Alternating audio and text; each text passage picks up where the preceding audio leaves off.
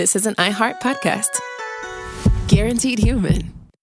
The springtime thaw is finally here. Flowers are blooming. Days are longer. We're saying yes to more plans and finally getting outside, running, walking, just moving again. It's the perfect time to upgrade your everyday go-tos with Bombas. Take Bombas sport socks. They're super comfortable and designed with sport-specific tech for running, cycling, yoga, hiking, you name it. I use them to run in, and I can tell you they work beautifully. So head over to bombas.com and use code SYSK for 20% off your first purchase. That's BOMBAS.com, code SYSK at checkout.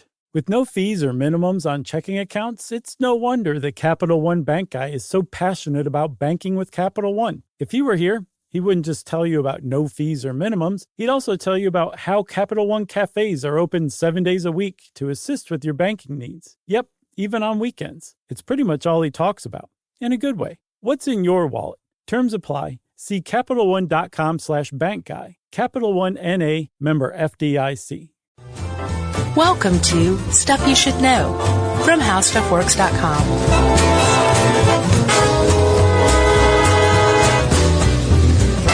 Hey, and welcome to the podcast. I'm Josh Clark. There's Charles W. Chuck Bryant, and there's Jerry over there. So this is Stuff You Should Know, the podcast. Wait a minute. Jerry's not there all of a sudden. It's as if she's vanished without a trace. No, she's right there. There's just a miso dust lingering in her where she once sat. Jerry, do you eat a lot of miso? It seems like she's eating miso soup a lot, but she probably just did that once, and I extrapolated that over years. She's eating Indian food right now. I know. Our tiny little studio smells like we need a spice kitchen. Yeah. You know what that is? It's a kitchen full of spice. No, it's a second kitchen for cooking really stinky food. I didn't know that. Yeah. Huh. I want a spice kitchen so I can cook my rich game meats that Emily can't stand to smell. What's your favorite game meat? I'm just kidding. I don't like game meats. Oh, what do you like that's stinky? Oh, I mean, dude, if I cook bacon or country ham or steak in the Josh Clark cast iron pan steak, yeah, it stinks up the house for 2 days, you know. She's just like, oh my God, I smell like dead animal in here. You need to get like a good air purifier, air filter. Works wonders. Well, we don't have a stove hood yet either. Oh yeah. That's probably the biggest rub. Yeah, and I think like depending on the stove hood, I think some of them are just kind of like, but there's ones out there that are really good. Yeah, I bet those are the expensive ones. Yeah, but I'll bet you can find a good one that's at a lower price point. Maybe. Or maybe I could just hire a guy that got a window right behind the stove. Right. To just sit, a little short guy to sit in the window with some fireplace bellows. That'd be good. Or one of those people who like fan things with palm fronds. Yeah, maybe that's cheaper. Yeah. I don't know. Well, for the life of your stove, probably not. Weirdest start ever. So, Chuck, you remember when David Copperfield made the Statue of Liberty disappear? I remember it happening. I didn't watch it. You didn't watch it? No, I've never been a big fan of his magic work. Even as a kid? No, not into it. Huh. Well, I guess you would have been about 15 at the time. I could see you, like, being like, this is dumb. Yeah, so you were 11. It was the coolest thing ever. Yeah. I was like, oh, there's no way he's going to be able to do this. Oh, my gosh, he did it. What is that even? I feel like, if I remember correctly, he put up basically a curtain around the Statue of Liberty and painted suddenly like the dropped sky. it, and the Statue of Liberty wasn't there. I'm sure it's all smoke and mirrors. Well, of course. You mean it wasn't real magic? Well, I don't think so. I'm pretty sure it wasn't. Was it dark arts? I don't think so. I don't think Satan was involved. It was too patriotic for that. You know what I mean? Sure. But anyway, my point is, to this super lame intro, is that David Copperfield brought the Statue of Liberty back.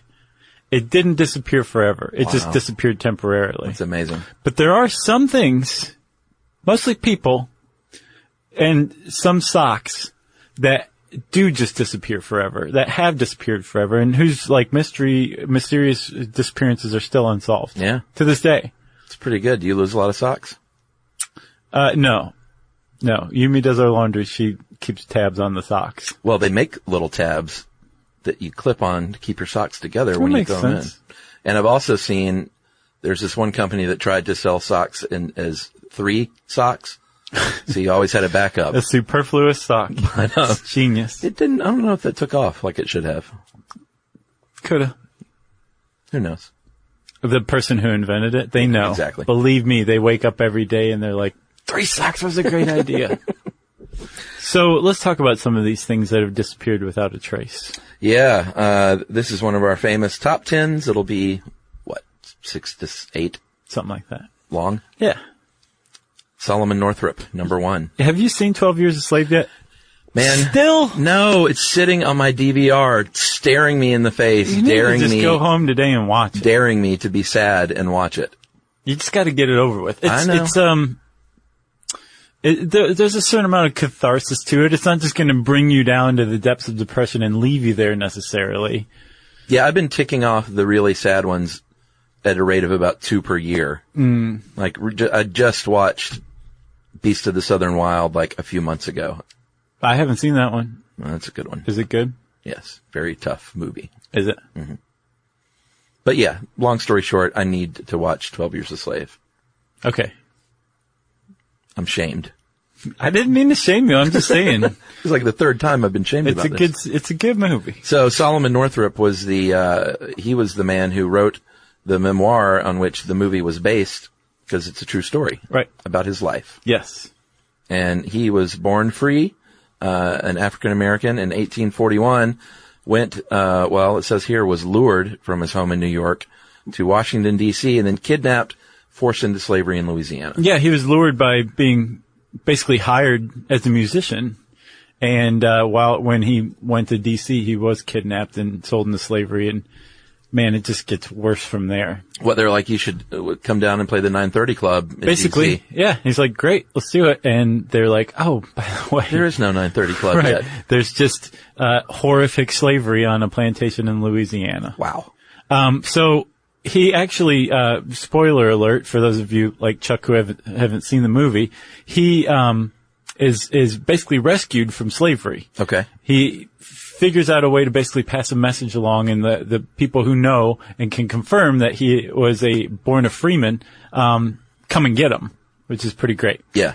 And at the very end of the movie, in it says basically like the circumstances and date and whereabouts of Solomon Northrop's death are unknown. Okay, so they just finish it with They do. A graphic? Yes, but basically it's almost like an offhanded thing. You don't think anything about it. Right. But it turns out he disappeared. Right. It was mysterious. Yeah. People don't know where he went. He went back to, the north and ended up working in the Underground Railroad. There's some, rumors that he became a spy for the Union during, the Civil War. That's good. And at some point he went on he wrote 12 Years a Slave. Yeah. And he went on a book tour, an abolitionist book tour, and he never came home from it. Yeah, and 1863 was about the last time that there were any records of his existence. And there are a bunch of different theories out there of what might have happened to him. One, that while he was a spy, he was captured and killed. Right. One is that he was kidnapped again and sold into slavery, but I think I read that a lot of people discount that because he was kind of too old to be valuable at that point. Yeah. As a worker. Yeah, can see it. And or maybe we know he encountered some financial difficulties, so maybe he just assumed a new identity and kind of skipped town. Right. There's also one that's like the saddest, but also probably the most realistic, that he died in a place where they didn't know who he was. Oh, wow. And they weren't inclined to properly bury him. So he just led a regular life and died unknown. Yeah, or like he got run over by a horse or something on the book tour, and no one knew who he was. They just thought he was like some African American. Yeah. You know? Or maybe even a slave, and they just buried him in an unmarked grave. Like a pauper's grave. Yeah. Very sad. It is. All right. Well, that's the first one. I think Jimmy Hoffa is a great way to follow that up. Who? Jimmy Hoffa. Famous Teamster boss. I was reading a little bit about his huge beef with Bobby Kennedy. Oh, yeah? They hated each other. Yeah, they didn't like each other. I mean, hated each other. Like, apparently, Jimmy Hoffa shoved Bobby Kennedy at a restaurant once. Right in his chest? Because he felt like he'd snubbed him. Wow. Yeah, Jimmy Hoffa didn't like that kind of thing. And Bobby Kennedy he wrote a book called The Enemy Within, and it was about like the mob. Uh-huh. And I'm not sure if Hoffa was named in it or not, but it was basically like all of his friends. Bobby Kennedy wrote a book about it, and he sent a copy of it to Jimmy Hoffa, and he wrote a little inscription that said, "To Jimmy, I wanted to make sure you got a copy of this from me so you wouldn't have to use pension funds to buy one." Zing. Zing indeed. And he said, have him killed. And Bobby Kennedy finally got his mitts on Jimmy Hoffa and sent him to prison for a little while. But Hoffa was a huge contributor to Nixon's campaigns against the Kennedys. Yeah. And so when Nixon became president, he pardoned Hoffa. That's right. In 1971, he was pardoned. And then on July 30th, 1975, just 4 years later, he went for a meeting at the Macus Red Fox restaurant. That's a great name. In Bloomfield, Michigan. That's a great town. Outside of Detroit, suburban Detroit. Yeah. And he was never seen again. Never seen again. Disappeared. No bones, no body, no nothing. And there's been tons of theories and suppositions and rumors about what became of him, right? Yeah, supposedly he was there to meet a couple of mafia bosses, Anthony Giacolone and Anthony Provenzano, which was Big Tony and Fat Tony. No, Tony Jack and Tony Pro. Those were their nicknames. And they denied later that they had a meeting scheduled, and they ended up actually having an alibi, because I read that and I was like, well, duh. Right. He goes to meet with two mafia guys and disappears. Right. But supposedly they had an alibi. Their mothers. Yeah, exactly. And they were not there. So. They were at church. Yeah. With their mothers. There was a truck, like a semi-truck pulling into the parking lot and almost got hit by this car pulling out, a Mercury.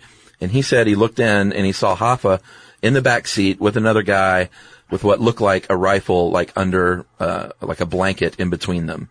Oh, yeah. I mean, the mafia killed Jimmy Hoffa. Yeah. There's virtually no dispute over that. It's just what happened to his body. Exactly. So some people said that he was buried under the old Giants Stadium in New Jersey. Yeah, is it the Meadowlands or is the new one at the Meadowlands? No, the new one may be there too, but the old one was definitely there. Okay. Didn't happen. Did they ever dig up the field and look? No, I think the Mythbusters actually went there with some equipment that could detect whether or not. Is there anything those guys couldn't do? I don't know. Get along off the air? Yeah, I guess so. We can also verify that a couple of weeks before he disappeared, hundreds of millions of dollars were missing from the pension fund. Again, no secret that the mafia probably had him done in. Right. But where's the body? Right. So, in, I think 2014, a guy named, Tony Zarelli. Another Tony. He wrote a book.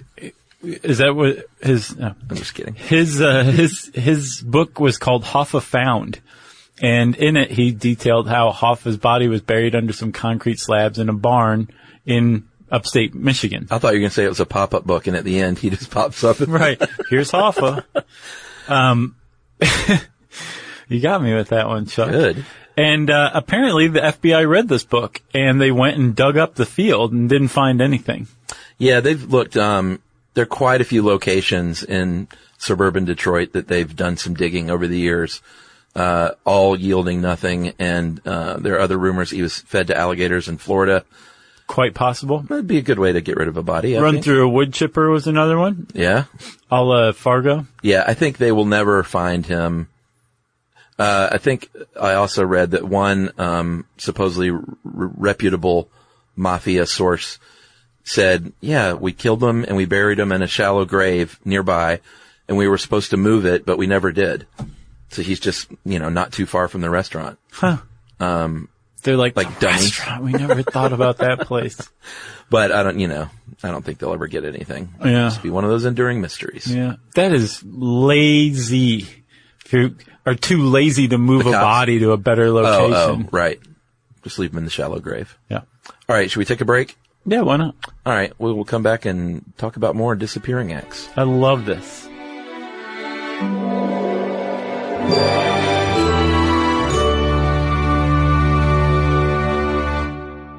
Brought to you by the Spam brand.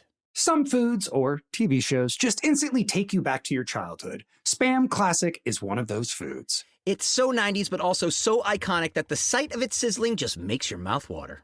Back then, we had Spam Classic, but today, there are 12 irresistible varieties to choose from. It's like picking your favorite Boy Meets World episode. Impossible. There's Korean barbecue flavored, jalapeno, and 25% less sodium, just to name a few.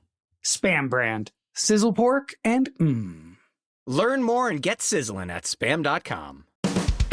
Hey, it's us, the Jonas Brothers, and guess what? We have some big news. What's the news, Nick? Huge news. We created our own podcast called Hey Jonas. We invented a podcast? Well, we didn't invent it. We just contributed to We're the first people to do podcasts. Pretty wide range of podcasts starting a that are out there. trend. But this one's extra special. So how did we actually come up with the name Hey Jonas, guys?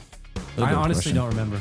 I think it was on a call about what we should call it, and Well, we were thinking originally calling it one of the early names of our band before Jonas Brothers. This is how you guys remember it going down? Yes. I have a very different memory of this. We were talking about a bit for the podcast where people could call in and say, Hey Jonas, and then I wrote down on my little notepad, Hey Jonas, and offered it up as a potential title for the podcast. But thanks for remembering that, guys. Listen to Hey Jonas on the iHeartRadio app, Apple Podcasts, or wherever you get your podcasts. Just listen. We don't care where you hear it.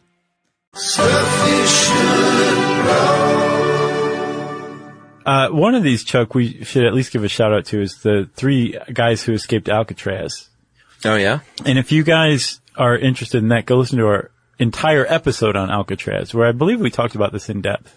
I hope so. I'm pretty sure we did. Because if not, people are going to be like, or just go watch the great Clint Eastwood movie, Escape from Alcatraz. Yeah. Because it's pretty darn accurate to the real story. Sure. So we're going to breeze by that one.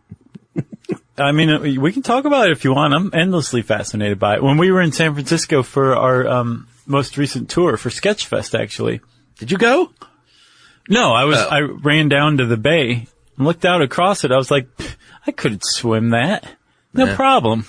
I wanted to go, but you got to get reservations far in advance. Sure. I've never been to Alcatraz. I want to go. Yeah, I was like, let me call and get tickets. And they were like, we've been sold out for weeks. I'd also like to go take a tour of Eastern State Penitentiary, or one of those old, like, crazy asylums. Yeah? I would love to do that. That'd be pretty cool. All right. Well, yeah, let's talk about it. Why not? Alcatraz? Yeah. Okay. 1962, Frank Morris and the Anglin brothers, Johnny and Clarence, they were bank robbers. Frank Morris is sort of a lifelong crook. That was Clint Eastwood. Yeah. Very, very super intelligent guy who had escaped from several prisons. And finally they said, you know what? We're going to put you in Alcatraz because it's inescapable. It's like the Titanic of prisons. You saw what happened with that. So, they devised a brilliant plan over the course of several months along with a guy named Alan West, who sadly was left behind. He wouldn't wake up. No, he couldn't fit through. He couldn't get his little vent open. What they did was they carved out a vent over the course of months with like these little homemade chisels. He ate too much bread pudding in the meantime? Maybe. Jeez. I mean, the guys tried. They were trying to kick it out from the other side, and eventually they're like, we got to go, dude. Yeah. So, the plan was over the course of months to carve out this space to get out, work their way through the guts of the prison to the roof, right, slide down some drain pipes, and then swim away with homemade life vests made out of raincoats that they'd collected and glued together. But didn't they run into like some construction or something like that just totally threw their plan off, and they had to improvise and go around, and it just was exponentially harder than they thought it was going to be getting out? I believe it, but I didn't know that. But they made life rafts out of raincoats that they sewed together to inflate. Well, they glued them together, yeah. That's awesome. It is awesome. And they also made bodies. Well, heads at least, right? Yeah, paper mache heads to lay in their bunks. Right. That, they look like paper mache heads in the light, but when you're walking the rounds at night and it's just sort of tucked into a pillow under some blankies. Sure. With real human hair. Right. From the barber shop. Yeah. It fooled the guards. Real human hair. Yeah, real human hair. That's art. Don't they have those on display in Alcatraz still? Oh, I'm sure they do. And here's a neat little fact that I didn't know until my friend Stacy told me. They didn't have cold water in Alcatraz because they didn't want you to be able to acclimate yourself to the frigid bay waters over time. So all the water was warm to hot. How about Luxurious. that? The bay water is about 50 degrees. That's like an Omni. It is.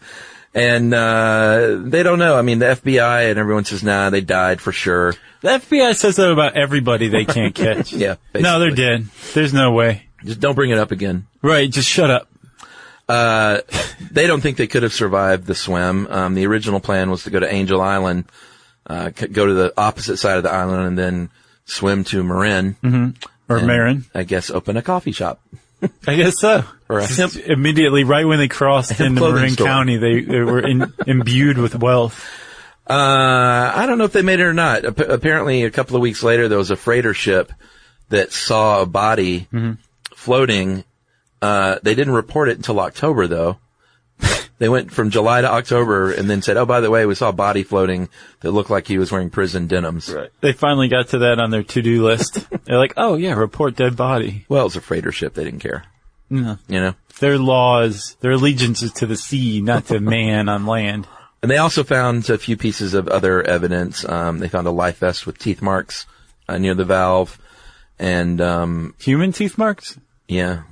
Human teeth marks? Yeah, not barracuda. Teeth marks is in someone who was probably holding it in their teeth trying to blow it up while they were swimming. Where would they have gotten a life vest? Oh, I don't know. I think it was one of the homemade ones. Oh, gotcha. Well, so, I mean, that doesn't mean anything. They could have ditched. Well, that's what I say. And the fact that the body was unidentifiable. Yeah, and they never, resurfaced. The plan was to rob a store on Angel Island and get clothing, and there were never any robberies planned, that's kind talked about. That's a little telling. Although they could have been like, I'm too cold to rob anything. Let's just go to Marin. And hug. Yeah. So who knows? Pretty neat. Pretty neat indeed. When was that? 1962? Yeah. Cool. I think we'll never know. Just like the rest of these. Unexplained mysterious disappearances. Should we move on to the candy heiress? Yeah, Helen Brock. I can't remember where I saw something. I saw, I guess, a documentary on this case. It's amazing. Oh, yeah? It's an amazing true crime cold case, Helen Brock's mysterious disappearance. And our own article gets it a little bit wrong. Yeah. But let's talk about it. Okay, so Helen Brock was the heiress to the Brock candy fortune because her husband, Frank Brock, was a co-founder of the company. And when he died, he left his wife, Helen, I think basically everything. And she was a very, very wealthy woman. And she liked to do things like go to the Mayo Clinic to get her annual physical. Yeah. Like Mr. Burns. Exactly. Although she was nothing like Mr. Burns. From what I understand, she was a very, lovable, conscientious, cool person. Oh, okay. But she was very, very wealthy, so why not go to the Mayo Clinic? That's what I'd do. Back in 1977, she went to the Mayo Clinic, and got a workup. And the last reliable person to see her alive was a woman who was working at the Mayo Clinic gift shop, where Mrs. Brock stopped to get a gift for her niece. Yeah, a Mayo Clinic snow globe. Exactly. Right. And shot glass. Right. And miniature license plate. Yeah. What else? Anything else? Spoon? A Mayo Clinic spoon. People collect those. Yeah. Mayo Clinic sock puppet. Yeah. Big seller. Yeah. So she said to the lady, I'm in a hurry. My houseman is waiting. Houseman was one Jack Matlick. And she was never seen again. Matlick had dropped her off, obviously, for the outbound flight to Minneapolis. And then he said, no, man, she came back. I picked her up. And then she spent 4 days, didn't call anyone, but she was here. At home, even though there's no evidence to corroborate this. Right. And then he said he dropped her off again at the airport. Yeah, to go to Florida. Right, where she had a condo. Correct. And it was when she didn't show up in Florida as planned that people started noticing she was missing. And they called her house, and Matlick answered, and to different people gave varying stories about where she was. Did he say Matlick residence? Right. I mean, Brock residence. Too soon. So, here's a couple of hinky details. Matlick, I think, was the guy, although I disagree. Oh, really? Yeah. He, Well, the people on the original flight, like the flight crew said, nah, she was never on this plane to begin with. Oh, from the Mayo Clinic back to Chicago? Yeah. Okay. So that stands out as super hinky. Well, he wasn't there then. He was going to pick her up in Chicago. He wouldn't have been in Minneapolis. So if she wasn't on the flight from Minneapolis to Chicago, he wouldn't have had anything to do with that. Seemingly. But why would he say that he picked her up if she didn't arrive? I'm not saying he didn't know what happened, Yeah. but I don't think he was the one that killed her. Sorry, look, just go.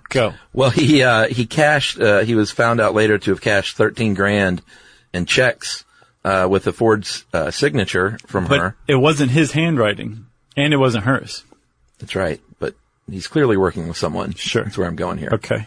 And her brother, Charles Voorhees, and Matlick actually burned her diaries after she died. And Which is super weird. Well, her brother's explanation was that she was into automatic writing, which is basically where you get a piece of paper and a pen. And some peyote. Super Victorian, right? Yeah. And you say, "Oh, spirits, speak through me. Oh, okay. Excellent airbag. Let's see what you got," right? Right. And you just start, the spirits move your hand. And her brother said she would not have wanted people to see this stuff, so we just burned it. That's like the Ouija writing. Right. It's exactly like that, except with a pen. Interesting. So they were just embarrassed and didn't want that to get out? That's what he said. Well, I mean, it's not a crime to destroy your papers. A lot of people made the case that True. Mark Twain should have destroyed his papers rather than allowing them to be published posthumously. I thought you were going to say Mark Twain got rid of her. But that's impossible. It isn't 1977. It is impossible. Can you imagine Twain in the 70s? I think it would have been much the same. Yeah? Yeah. Whimsical musings? Yeah. With a seersucker suit? Sharp wit, you know? Yeah, with he would have been Tom Wolfe. So, there's another guy named Richard Bailey who was a vacuum salesman. And apparently he was, sort of like Dirty Rotten Scoundrels. He would swindle old ladies out of their dough. I think it was more like American Gigolo.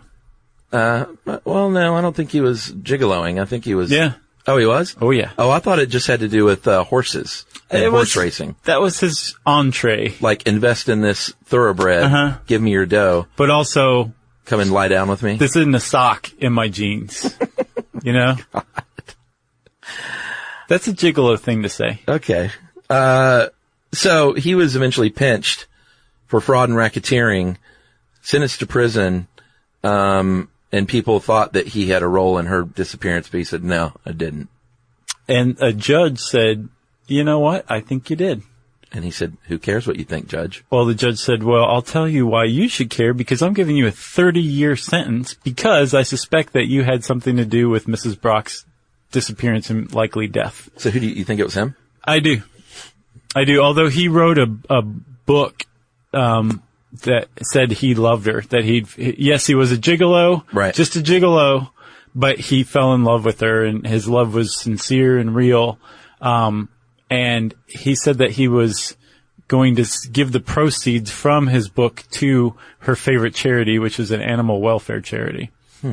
And she had her own foundation that she endowed upon her death. Yeah. And she was declared dead 7 years later in 1984, just because that's what they do when you don't turn up for 7 years and people think you're dead. Yeah. And her endowment basically went toward almost exclusively animal welfare. Well, he had already stolen all of her money when he killed her, right? Well, that was the thing. So he sold her some bum racehorses. Sure. For $300,000. Yeah.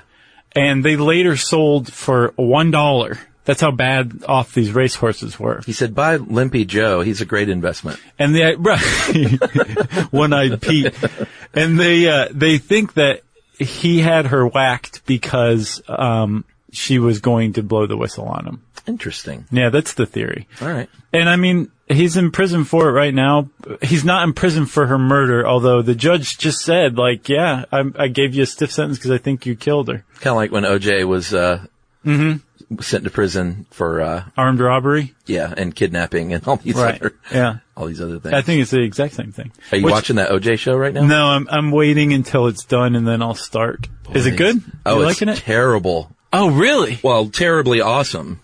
Oh, okay, cool. Yeah, I like that. However, I think I'm bailing on it because after a few episodes, the novelty of it being terribly awesome kind of wore off. Gotcha. And I'm like, I just don't know if I have time to watch something that's good, bad, or bad good? I think you don't. Life's too short, You might like it though. You never know. I'll try it for sure. Just bad casting. Cuba Gooding Jr. Is he not a good OJ? Well, he's too nice. He's just small. Like, he doesn't look like a football player. Gotcha. Even though he played one of Jerry Maguire. Now that I think about it. Yeah, he did. He played a wide receiver though. OJ was, what was he? He's a running back. Was he? Yeah, you gotta be a little stockier than that. Bigger, and, Malcolm Jamal Warner is AC, and he is way over the top. Is he really? Yeah, but it's worth it for just to watch Travolta. That's something else. He plays Robert Shapiro, right? Oh, does he? I can't wait to see this now, man. Yeah, it's, you should definitely check out psyched. The first one at least. Well, since we're so psyched, we should take another break. What do you think? Let's do it. Okay.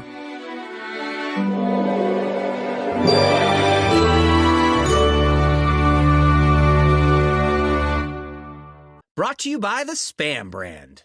Some foods or TV shows just instantly take you back to your childhood. Spam Classic is one of those foods. It's so 90s, but also so iconic that the sight of it sizzling just makes your mouth water. Back then, we had Spam Classic, but today, there are 12 irresistible varieties to choose from. It's like picking your favorite Boy Meets World episode. Impossible. There's Korean barbecue flavored, jalapeno, and 25% less sodium, just to name a few. Spam brand. Sizzle pork and Learn more and get sizzling at spam.com. Hey, it's us, the Jonas Brothers, and guess what? We have some big news. What's the news, Nick? Huge news. We created our own podcast called Hey Jonas. We invented a podcast? Well, we didn't invent it. We just contributed to We're the first people to do podcasts. Pretty wide range of podcasts starting a that are out there. trend. But this one's extra special. So how do we actually come up with the name Hey Jonas, guys? I honestly don't remember. I think it was on a call about what we should call it, and Well, we were thinking originally calling it one of the early names of our band before Jonas Brothers. This is how you guys remember it going down? Yes. I have a very different memory of this. We were talking about a bit for the podcast where people could call in and say, Hey Jonas, and then I wrote down on my little notepad, Hey Jonas, and offered it up as a potential title for the podcast. But thanks for remembering that, guys. Listen to Hey Jonas on the iHeartRadio app, Apple Podcasts, or wherever you get your podcasts. Just listen. We don't care where you hear it. How about a quick one? George Washington's teeth? Yeah. Here today, gone tomorrow. Yeah, so they were in a storage room at the Smithsonian. They were on loan since 1965 from the University of Maryland Dental School, right? Yeah, Washington had terrible teeth, like me. That was his cross to bear in his life. Right, yeah. By the time he was inaugurated, he only had one tooth remaining. Mm-hmm. So he very famously had full dentures in his mouth. Right. And the provenance of those dentures is up for debate. They're clearly they're not wood or wooden teeth. No, that's an old wives' tale. But there's things like ivory. Sure. Gold. Yeah, real human teeth. And that's where like the debate comes up, because some people are like, these were forcibly taken from his slaves, and other people are like, they might be slave teeth, but he probably bought them. If you really look at like his character over the course of his lifetime, he most likely wouldn't have had his slave's teeth forcibly extracted. He probably would have compensated for it. Yeah, and if you look at contemporary ads at the time, that was a common practice to buy teeth from people who were willing to give them up. Although I'm quite sure that somewhere in the U.S., dentures were made out of forcibly extracted slave teeth, which is like one of the most horrific things I've ever heard of. So in the end, Washington ended up having four. Probably more than four, but there are four existing sets left on display, and one of which was at the Smithsonian until they disappeared from a storage room where only employees had access. So it double lock storage room. Yeah, it very much seems like an inside job, almost invariably. Yeah. But it gets a little more interesting because half of them showed back up. Yeah, the lower half, I think. I believe it was the lower half, yeah. Like a year later, they just suddenly reappeared out of nowhere. Yep. And they think that, rather than sell these on the market to somebody like Steven Spielberg or something, they melted them down for their gold, which is terrible. Sure. You know? Yeah, that's... I'd rather have some rich jerk have the full set and just know that they're out there still. Right. Than have them melted down for gold. Right. They're like... You can get that anywhere. Yeah. That would be very sad. Indeed. And to this day, they still don't know where those, the top set remains missing. Yeah. It might be someone's wedding ring right now. Wouldn't that be weird? That would be really weird. You know? Yeah. Flight 19, are we moving on? Yeah, I love this one. We covered this one a little bit in the Bermuda Triangle episode. Yeah, I remember not liking that episode for some reason. I don't know. It was basically like, look at all this hokum. Yeah? Yeah, we spent the whole time explaining why it's not a real thing. Okay, well, maybe I did like it then. Oh, yeah? Yeah, because it's not a real thing. No, it's not. There's not some mysterious But there has vortex. been a lot of weird disappearances in that area. That's indisputed. All right, indisputable. So Don't even try. Flight 19 in December 1945, there were 5 planes, TBM Avengers, which are torpedo bombers. They took off from Fort Lauderdale on a training mission. Supposed to be a couple hours. Don't go more than 150 miles, guys. And just come on back and we'll have some hot soup waiting on you. Right. Or maybe it's Fort Lauderdale, some gazpacho. Yeah. Or Cuban black bean soup, maybe. Ooh, yum. Yeah. But they never came back. No, they didn't. Back in Fort Lauderdale, I think of the Fort Lauderdale Hollywood Airport, which is what it is now. Back then it was like Fort Lauderdale, right? Yeah. They were waiting anxiously for him and they never came back. Although they did get a radio transmission from the guy who was the trainer. Yeah, the flight leader. He said, both my compasses are out for some reason and we are in big trouble. We have no idea where we are. And they went back and forth with the tower for a while trying to figure out where they were. And they changed courses a few times. And then that was the last anybody heard of them. Yeah, so they sent a plane after them, a Mariner aircraft with 13 men aboard. So they already lost 14, I believe, from these other flights. Okay. 5 planes, and then they sent another plane, right? Sent another plane. That one didn't come back. Bermuda Triangle. Well, that one's no big mystery. They attributed that to an explosion, so they think it actually exploded. And well, what made it explode? Well, I don't know. Aliens? But it didn't mysteriously disappear. Okay.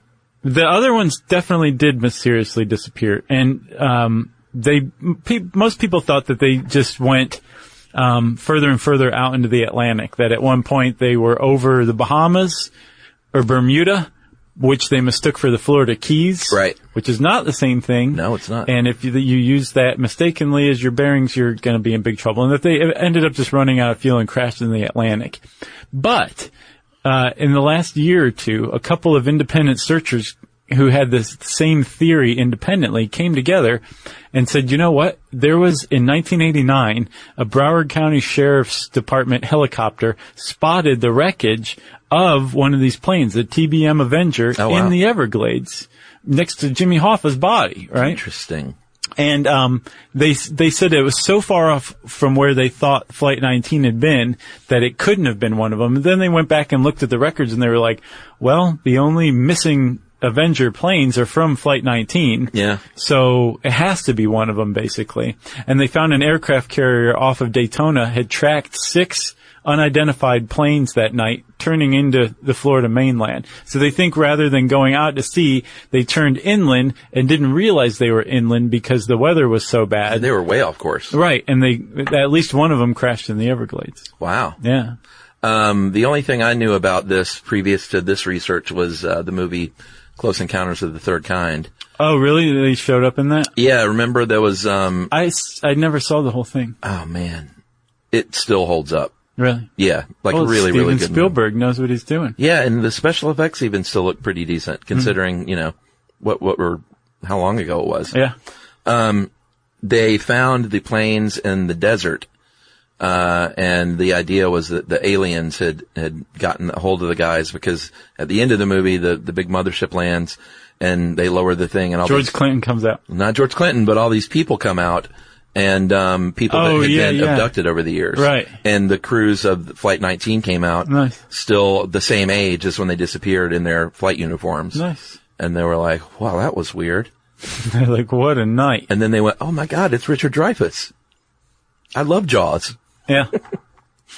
They didn't say that. Did you see Madoff? I watched a little bit of it. Was that any good? Did you watch it? It didn't catch my attention. Yeah, I did watch Jaws again the other night for like the 80th time. Sure, that It's an all-time. That'll be great 100 years from now. And I can watch it every single time. I get right back into it. Yeah. Amazing. Mary Celeste. I thought we had covered this, but we haven't. No. This isn't super mysterious to me. What do you think happened? Well, here's the backstory in case there's anyone on Earth that doesn't know about the ghost ship. It was, in 1872 in December, there was a British vessel about 400 miles east of the Azores Islands, 1,000 miles west of Portugal, and they saw this ship, the Mary Celeste, and they went, oh my God, look at that ship. We know that ship. Let's go over to it and say hello. But there was nobody on board. No. And they knew that it shouldn't be where it was and that there's something up because the crew that spotted it, what is it? Would you pronounce the E and the I? I'd pronounce that the De Grazia. Oh, nice. Okay. But it's a British vessel, so that's probably wrong. So, okay. But still, they could have it named like that, you know? Sure. So the De Grazia, said, well, the Mary Celeste left 8 days ahead of us. It should be like all the way to Genoa basically by now, and it shouldn't be there. And when they looked, there was no one on board, but there wasn't any obvious reason for there to be no one on board. It was a ghost ship, which is awesome in and of itself. It is fairly mysterious, because, well, here's some of the facts. Okay. There were 1,701 barrels of industrial alcohol on board. Only 9 were empty because there was one theory that the crew got drunk and they on industrial alcohol and had a mutiny. Right. But apparently that doesn't hold up. It's not a likely story. No, they think the 9 barrels they were made of a different kind of oak than all the others, and it's a leaky oak. Right. So they say it probably just leaked out. Sure. What else? Food and water. They had plenty of it still on board. 6 months worth left on board. Yeah. And I think a woman named Mary Thorogood created a documentary about this and really investigated it. And, these are mostly her findings and they're pretty recent. But, one of the big weird mysteries is that the lifeboat was gone, right? Kind of weird. I think that's because they got on it and left. There was a pump disassembled and there was a little bit of water. But upon inspection, the De Grazia found, no, this thing's totally seaworthy. She can make it all the way to Genoa, and we'll even tow her. And they towed her to Portugal, I believe, right? Yeah, but here's the thing. Apparently the hull, where the flooding was so crowded that the captain, Benjamin Spooner Briggs, couldn't get down there. So he didn't know how much water. Right. So one of the theories is that he thought they'd taken on way more water than they had. Right. And his family was on board, including his little 2-year-old daughter. Right. And he said, no, let's just get the heck out of here. I'm not taking any chances. Which was a big chance that didn't pay off in and of itself.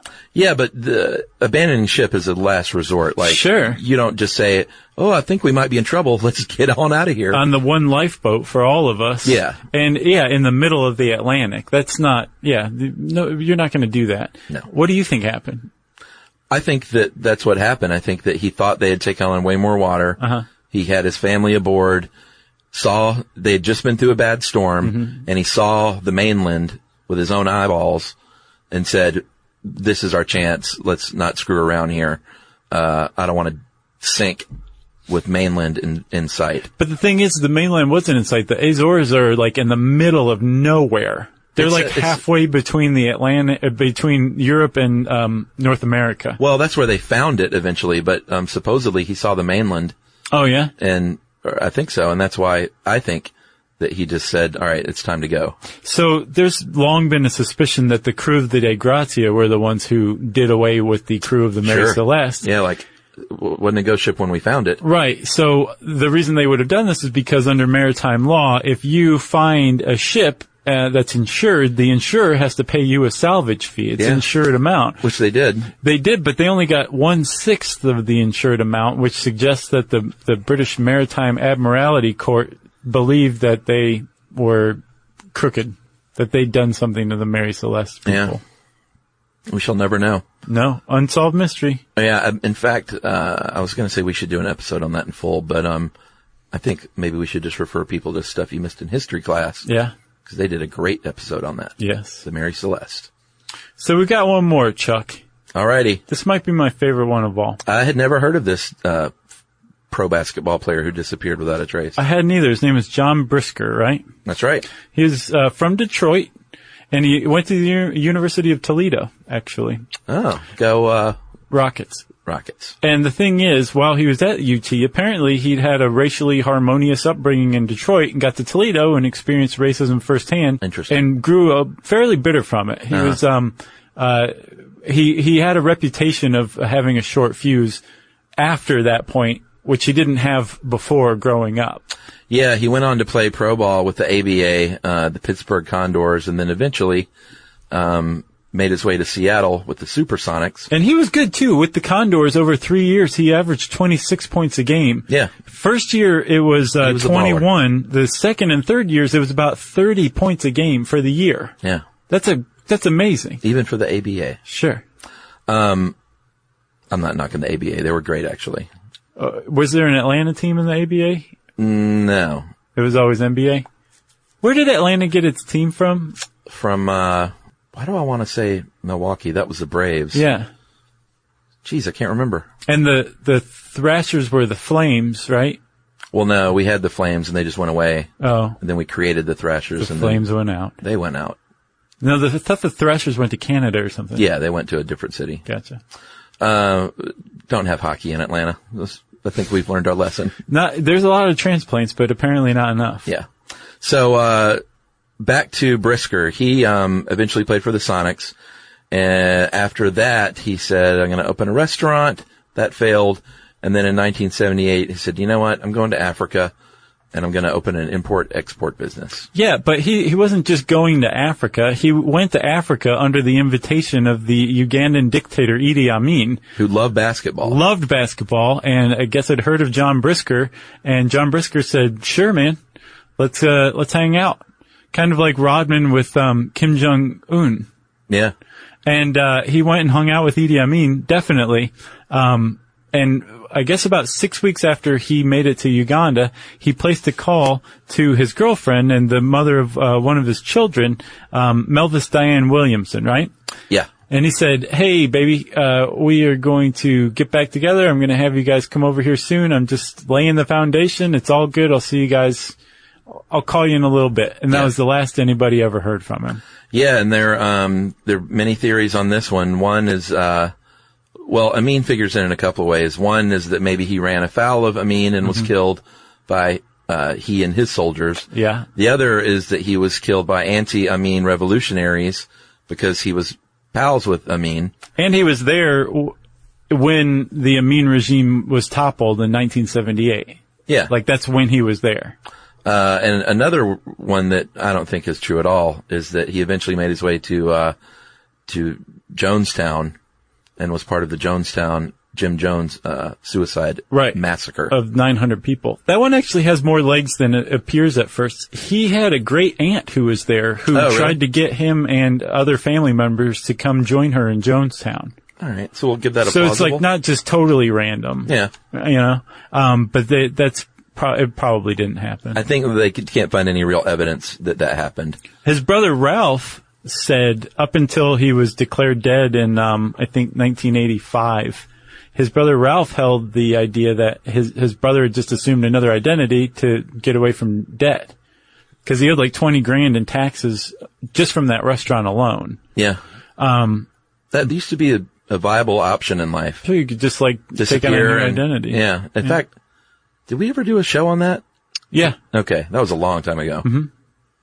That one might need a dusting off. Probably. I think the answer now is no, you can't. Yeah, exactly. Is that it, sir? I think that's it, man. Unsolved mysteries that may stay unsolved forever. We're Robert Stack. Thank you for joining us. Or wait, I'll be Dennis Farina. You be Robert Stack. God rest his soul. Both their souls. Dennis Farina's dead now? Yeah. That stinks. He's one of my faves. Yeah, he was good. Remember Crime Story? 80s? Was it a TV Mafia show? Vegas show? Yeah. I don't think I ever saw that. Good one. But he's, Midnight Run, one of my all-time favorite comedies. He figures heavily into that. Does he? And, Out of Sight, the great movie from Steven Soderbergh with George Clooney and Jennifer Lopez. Huh. Fantastic movie. He's in that too. I like him as a Law and Order man myself. Right. He's a former, real cop, I think. I could totally see that. Well, if you want to know more about Dennis Farina, type that name into the search bar at howstuffworks.com. And since I said search bar, it's time for listener mail. Oh no, my friend. It is time for administrative details.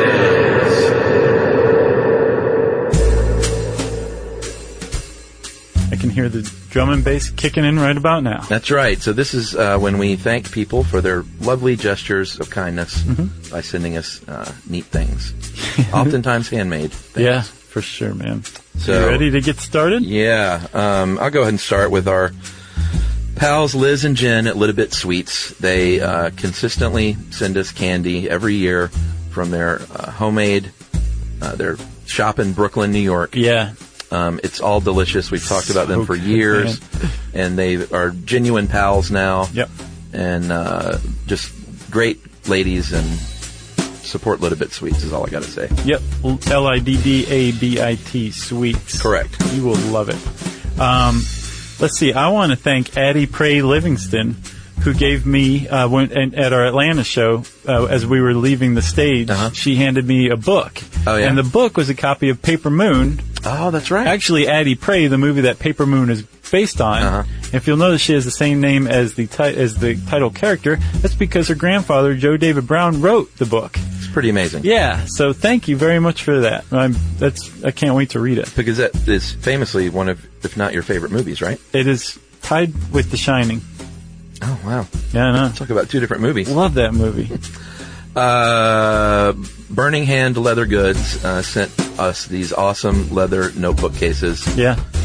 Very cool. They hold like mini out. moleskins. Yeah, they have all kinds of cool products. So yeah. I would highly advise you check that out.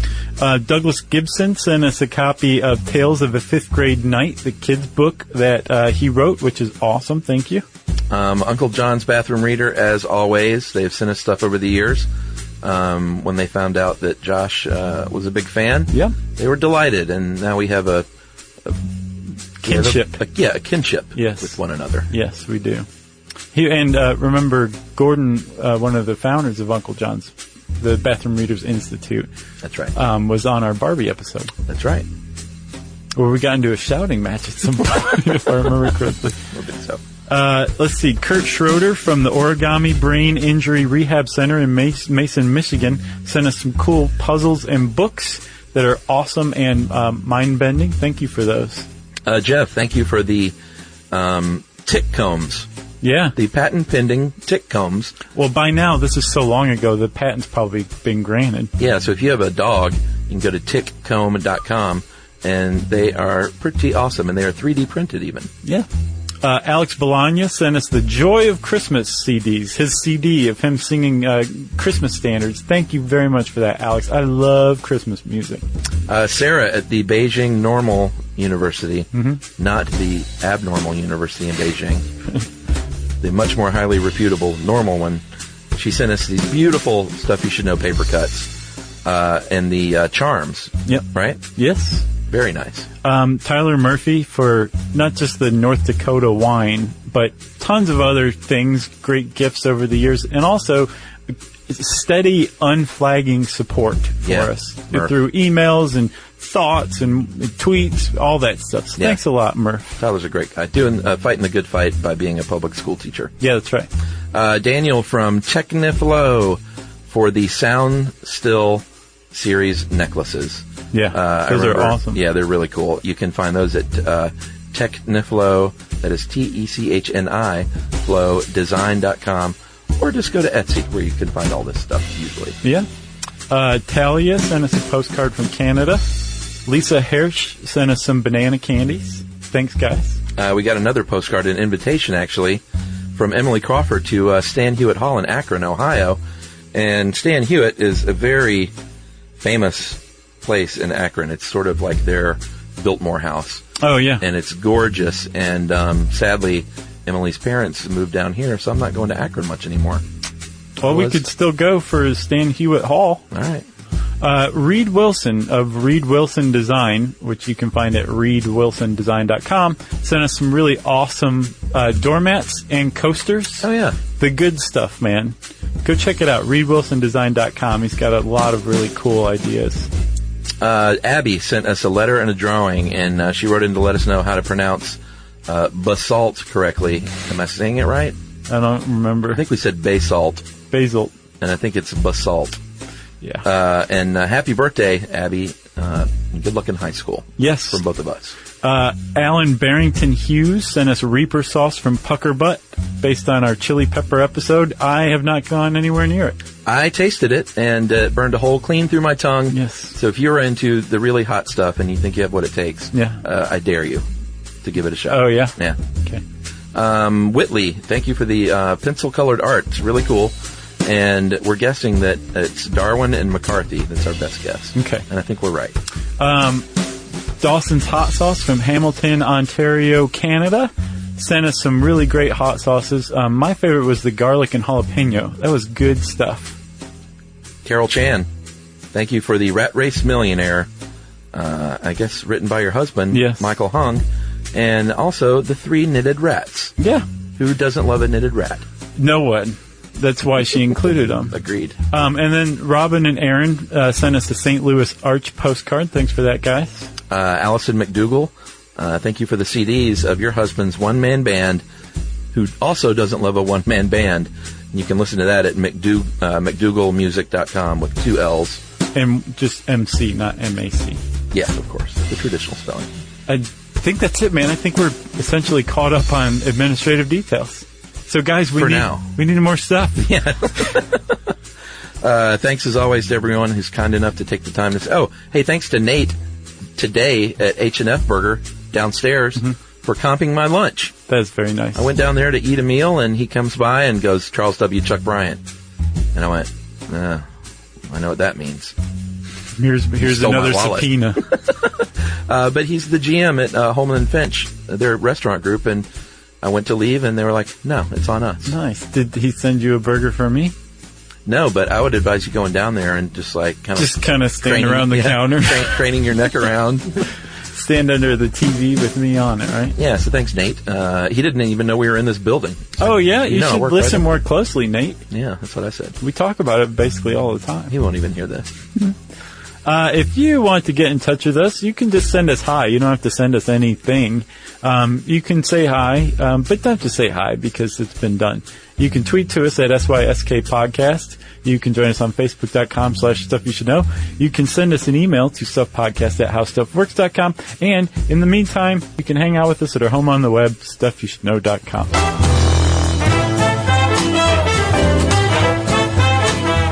For more on this and thousands of other topics, visit howstuffworks.com.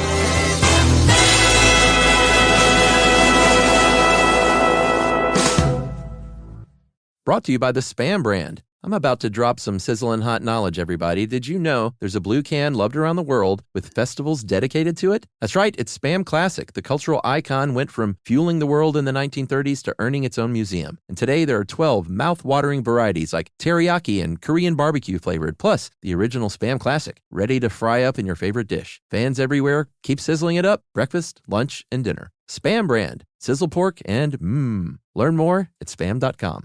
#1 hits, millions of records sold, awards, sold-out tours. You think the Jonas Brothers are satisfied? Nope. It's podcast time. We get to ask other people questions because we're sick and tired of being asked questions. Hey Jonas is available now, and their first guest is a big one, Paul Rudd. You know, Steve Carell is a great singer. Can he tell you not to audition for The Office or something? I told him. Whoa. We were filming Anchorman. Clearly, I was the idiot. Thank God he didn't listen to me, right? Listen to Hey Jonas on the iHeartRadio app, Apple Podcasts, or wherever you get your podcasts.